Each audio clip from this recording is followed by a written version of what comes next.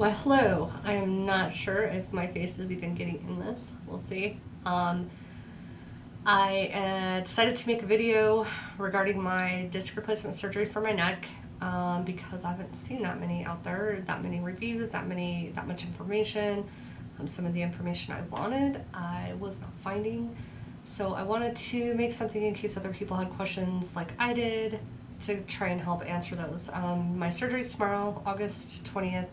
2019, early in the morning hopefully. So let me just kind of give a background, go through some of the things that I've been through and why I've decided and how I picked my doctor, stuff like that. And then hopefully I can help answer some questions people are having when considering getting their own disc replacement surgery or or the follow-up after the surgery.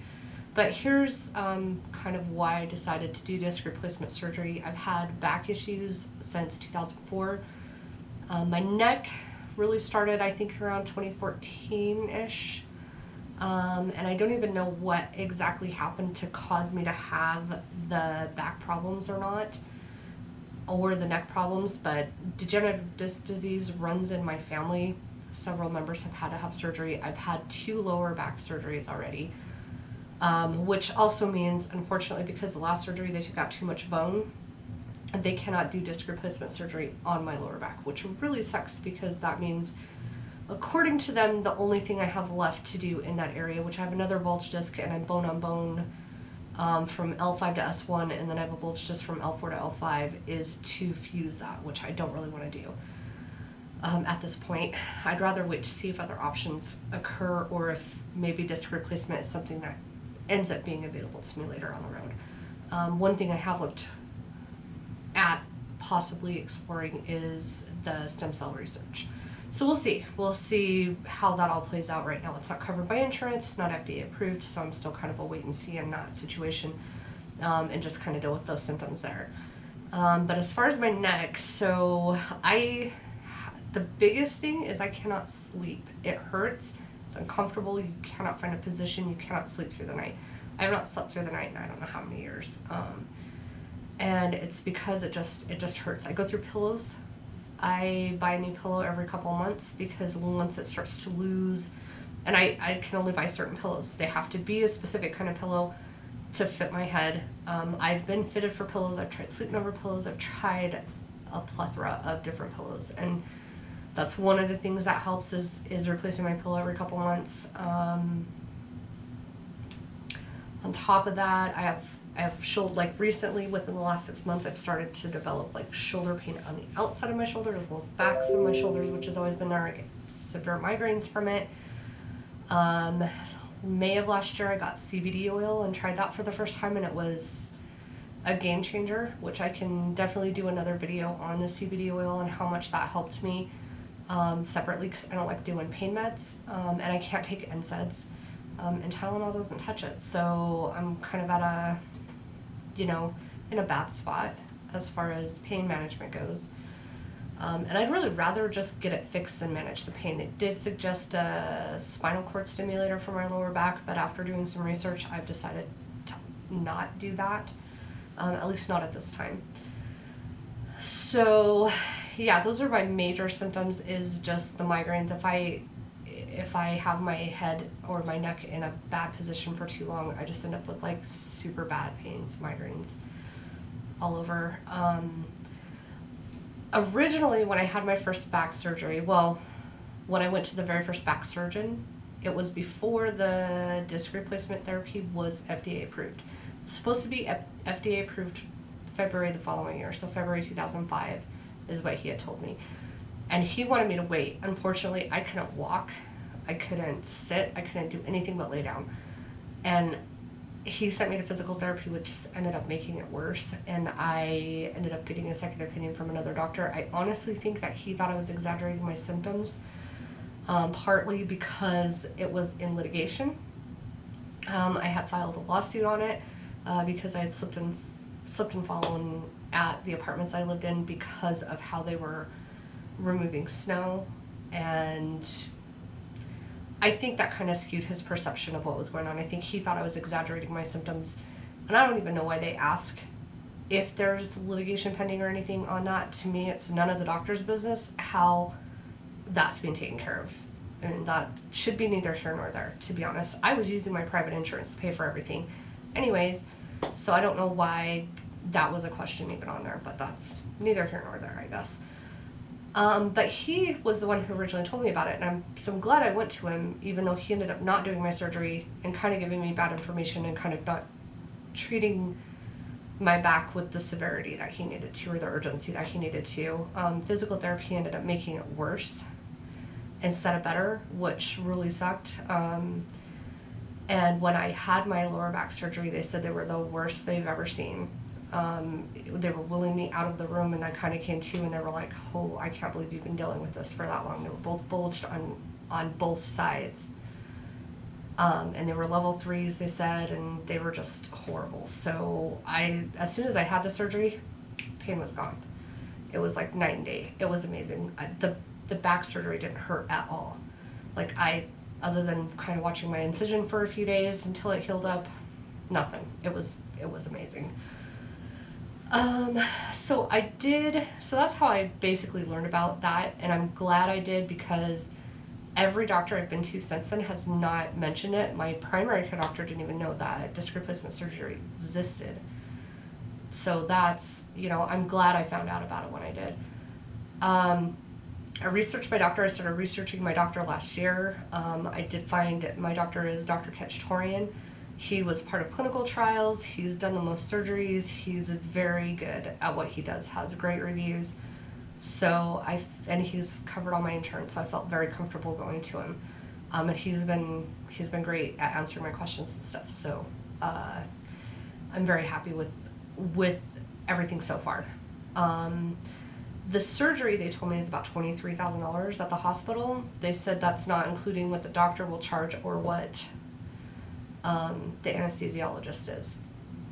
I have a $3,000 deductible, so I'm on a high deductible plan, and I have a $6,000 out of pocket, so I'll meet my family out of pocket for this year, and then, hey, the rest of it's free for the rest of this year. But kind of a miscalculation on my part, because I thought my out-of-pocket max for individual was $3,000, and my deductible was $1,500, but that was not the case. It was my fault. I looked at the plan wrong. So it's neither here nor there. I mean, we're gonna have to pay for it. I don't know what else to do on that. It is what it is. Sucks that it's gonna be $6,000 instead of $3,000 for all my medical stuff this year, but I am not going to let it ruin my day, I guess. I'll just take it as it is and try not to stress about it.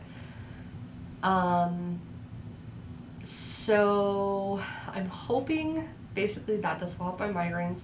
I know it's not going to help all my migraines, because I've had migraines before that, but they were not as often. They were not all the time. It was like maybe once or twice a year that I would get a migraine. So, and I'm hoping to be able to sleep at night. Just want to sleep at night. I am so sick of not sleeping, of not having that. And then I could probably go get on pain meds and get some sleep sometimes, and not, I mean, I still may need to do that for my lower back because it's messed up still, but I'm kind of taking this as like, if I can get this one thing fixed, maybe that will help it enough that my other pain management stuff like the CBD oil will make it better. Will make it so that that's not as bothersome to me. I think it's the fact that I have my neck, my lower back, my hip, and my knee all bothering me. And so I think once I get one done, that might kind of help a little bit. That's what I'm hoping. The thing that I'm most worried about is they warned me that on day 3 there will probably be a lot of swelling, and once you have a ton of swelling, it'll make it feel like you can't swallow, and to have some milkshakes on hand instead of water, and drink some cold milkshakes because the fluid's a little bit thicker, a little bit heavier, so it goes down better. And they said put ice on the front of my neck and heat on my shoulders and the back of my neck, and that will help with the swelling. So hopefully, I will do a video the day after surgery, so when I get home, I will be there overnight, so I will They did say I'll be in overnight. I've had several surgeries, so I know pretty much the earlier you get up and walk around and you can show that you're going to do stuff and they're not worried about you having blood clots, the faster you're going to get out of the hospital. So with my last back surgery, which was in 2016 for my lower back, I was up within a couple hours after having surgery, and like my nurse came in and was like, "What are you doing out of bed? Why are you walking around?" And I was like, "Because I know this will get me out of the hospital in the morning and I won't have to keep staying here." So he was like, "Okay." So yeah, I've been there, done that, and I know as far as that goes, I am super nervous. I don't like things touching my neck, not even clothes. So wearing the neck brace and stuff like that's going to be a challenge for me, to say the least. And I think, hey, being on the pain meds the first couple of days is probably going to help with that. They did say I'll have to wear the neck brace the first 24 hours and then just as needed, or if I'm in a car. So if I go in a car and I'm not allowed to drive for like the first 2 weeks, and that, it sounds like that's a lot because you can't turn your neck too much. They want you to turn it. They want you to kind of loosen it up and get the muscles going again. But I think that there's too much constant neck turns when you're driving. And I have to wear the neck brace in the car whenever I'm in the car. And then plus the pain meds. They want to make sure you're off the pain meds before you start driving again. So they did say, the doctor said I'd be out of work for 2 weeks. Now, after talking to the nurse, she said, well, he tells everybody a week to 2 weeks, but he's not the one who gets the call saying I'm miserable and stuff afterwards. She's the one. So she said, if you need longer than 2 weeks, she goes, I always tell everybody it's 2 to 6 weeks. So he did tell me it was 6 weeks total recovery time. The surgery takes about an hour, and yeah, I think that's about it. I will do a video the day after surgery. Might be just a short little video just saying how it went and how I'm feeling. And then on day 3, I will definitely update it, because I only found one day 3 video and she seemed fine, but who knows. So I will do a video again on day 3, and then hopefully after that, a week out, and then I'll do a 6 weeks out just to get that. So if you have any questions, if there's something you want to know about what's going on, just put it in the comments. I'll try to get to them as I can. Probably have a lot of time in the next couple weeks because I won't be at work. I am writing, so I will be working on the edits to my book that I'm currently working on, and hopefully I'll be able to do a video on that maybe too. That would be exciting. Anyways, yeah, let me know if you have any questions, and I will update you after the surgery. Thanks.